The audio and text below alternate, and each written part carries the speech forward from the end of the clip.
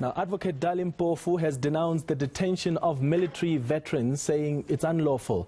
Mpofu is representing 56 veterans arrested last week. This follows an alleged hostage incident involving 2 ministers and a deputy minister.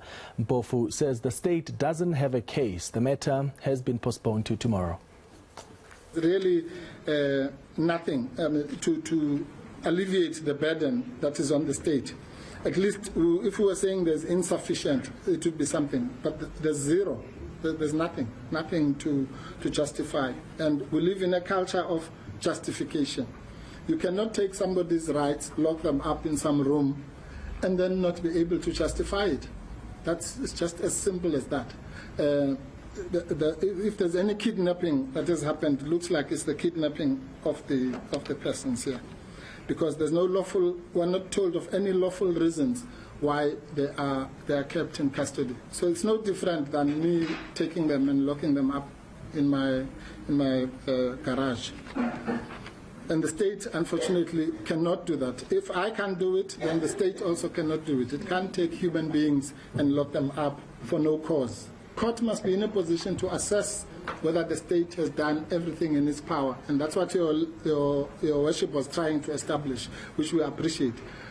Because if your worship was satisfied that there's some reason, let's make an example of non-cooperation, then the state, your worship might be sympathetic.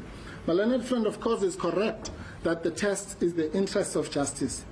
But the interest of justice against what in this case? The Liberation Struggle War Veterans Association has slammed the arrests of its members after last week's hostage drama.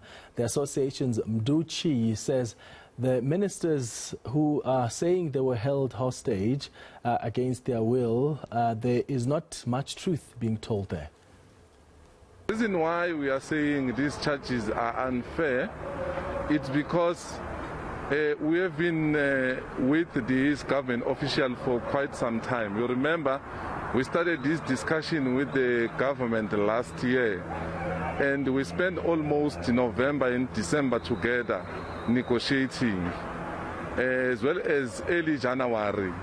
And it came as a surprise when a meeting is arranged. In fact, when we are invited by them to the meeting, understanding that we are going to meet the deputy president, to our surprise, we met the 2 new ministers. We are saying the 2 new ministers because initially we started this discussion with the late Mr. Mthembu, as well as from the defense, Nosiviwe.